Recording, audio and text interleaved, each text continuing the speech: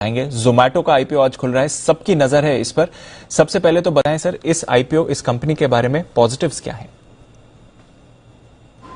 देखिए, अपनी तरह की पहली और यूनिक कंपनी है जो लिस्ट होने जा रही है। स्टार्टअप टाइप की कंपनियां, यूनिकॉर्न्स जिसे हम कहते हैं, वो अभी तक हिंदुस्तान में बहुत लिस्ट हुई नहीं है। एक आध कोई हुई होगी तो मुझे पता नहीं। मेरे हिसाब से ये पहली कंपनी है जो स्टार्टअप के तौर पर अब लिस्ट होने जा रही। तो यूनिक बिजनेस मॉडल है।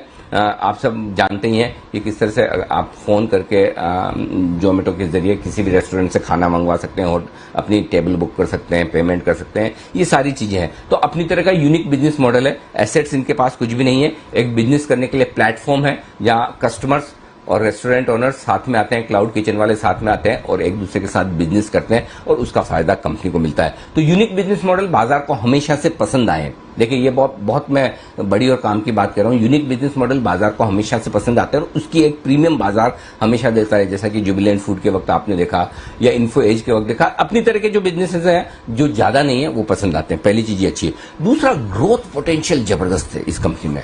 देखिए दीप, जो लोग इंटरनेट यूज करते हैं दुनिया में, चाइना में देखिए 38%, चाइना में करीबन 53% लोग ऐसे हैं इंटरनेट यूज करने वाले जो खाने पीने का ऑर्डर ऑनलाइन करते हैं। अमेरिका में 38% करते हैं। हमारे यहाँ मुश्किल से 7-8% है। यानी कि धीमे धीमे हमारी भी आदतें उस तरफ जा रही कि जहाँ बजाय होटल में जाके खाएं, एक फोन पर ऑर्डर किया, जोमेटो स्विगी वाले लेकर आ गए, आराम से एंजॉय कर रहे हैं। तो ये ग्रोथ पोटेंशियल जबरदस्त है इस कंपनी में।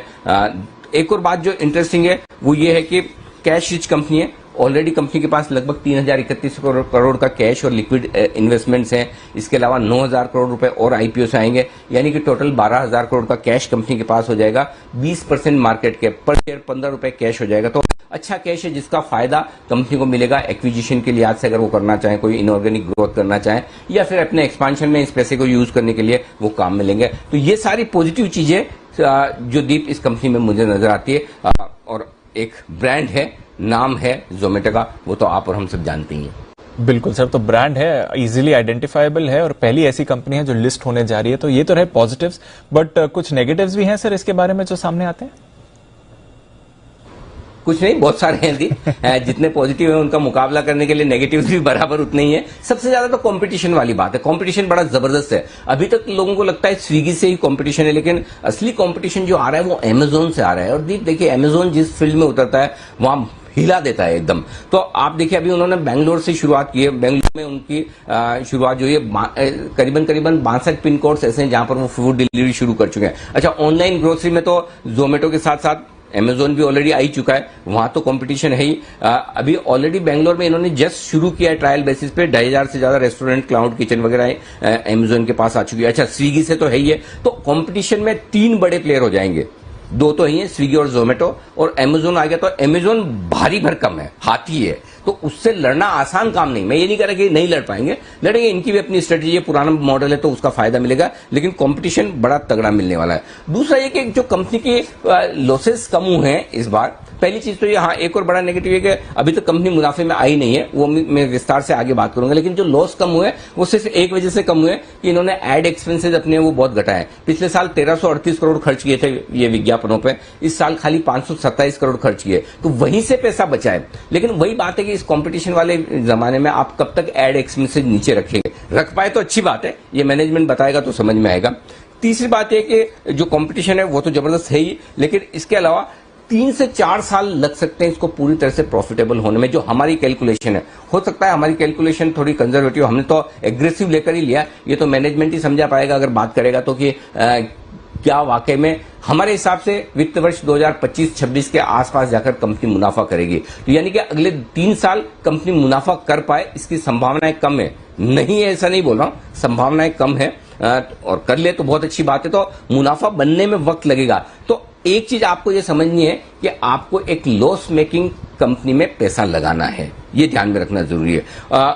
उस हिसाब से आपको दिमाग में बिठा लेना है। तो स्टार्टअप्स में यह आएगा ही।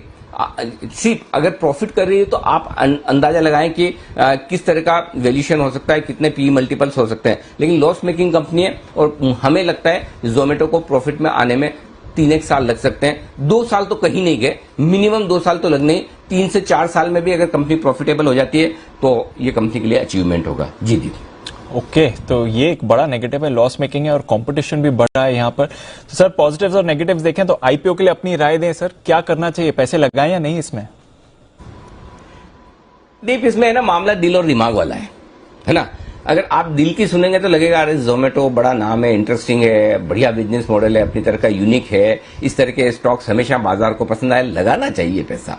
और दिमाग कहेगा भाई बैलेंस शीट तो देख, कब प्रॉफिट करेगी पता नहीं। ये जो सारे बड़े बड़े इन्वेस्टर तुम्हें विदेशी दिख रहे हैं जिन्होंने पैसा लगाया, इनके पास तो ढेर सारा पैसा है, अनाप शनाप पैसा है, इनका थोड़ी इन्वेस्टर्स का है। एंकर बुक में भी आप देखिए ढेर सारे इन्वेस्टर्स आए, तो उनके अच्छा प्लस उनके पोर्टफोलियो का छोटा हिस्सा होता है, तो उन्हें फर्क नहीं पड़ता।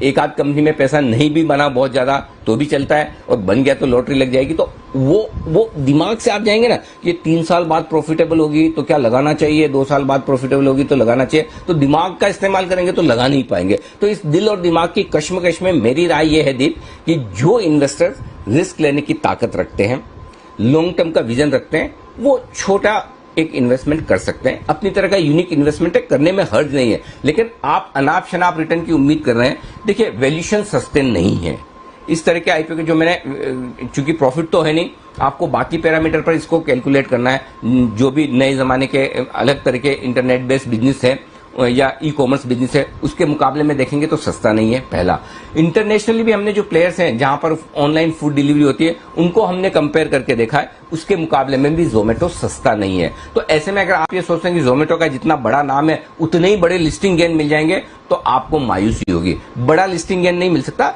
कोई जरूरी नहीं कि आईपीओ लिस्टिंग के बाद नीचे खुले, लिस्टिंग के आसपास खुल सकता है, हल्का फुल्का 5-10% का गेन बन जाए तो बन भी जाए। लेकिन मेरे लिए आईपीओ में कम से कम 20% 25% के लिस्टिंग गेन की विजिबिलिटी क्लियर कट होनी चाहिए, तो आईपीओ में लगाने का मजा है। तो इस आईपीओ को आप प्योरली लॉन्ग टर्म के लिहाज से देखिए। लिस्टिंग में बन गया 5-10% 15% तो आपका नसीब, नहीं तो आप लॉन्ग टर्म के लिहाज से थोड़ा सा एक लोट का एप्लीकेशन कर दीजिए रिटेल कैटेगरी में, और ठीक है, इसको रखिए एक एक्सपीरियंस के तौर पर। कोई खास 15,000 रुपए में फर्क नहीं पड़ता, और रिस्क लेने की ताकत, या फिर आप लिस्टिंग के बाद भी ले सकते हैं। तो लॉन्ग टर्म इन्वेस्टर्स के लिए अच्छा है। सिर्फ शॉर्ट टर्म लिस्टिंग गेन कमाने के लिए आज से आप देख रहे हैं तो वो मत देखिए, लगाइए लॉन्ग टर्म के हिसाब से। बन जाए लिस्टिंग पे तो अच्छा है, नहीं तो फिर लॉन्ग टर्म के लिए इसे रख सकते हैं, थोड़ा सा पैसा डाल सकते हैं। थोड़ा आईपीओ को अट्रैक्टिव वैल्यूएशन करना चाहिए, सस्ता देना चाहिए था, ऐसा करते तो ज्यादा बेहतर होता। सस्ता दिया नहीं है।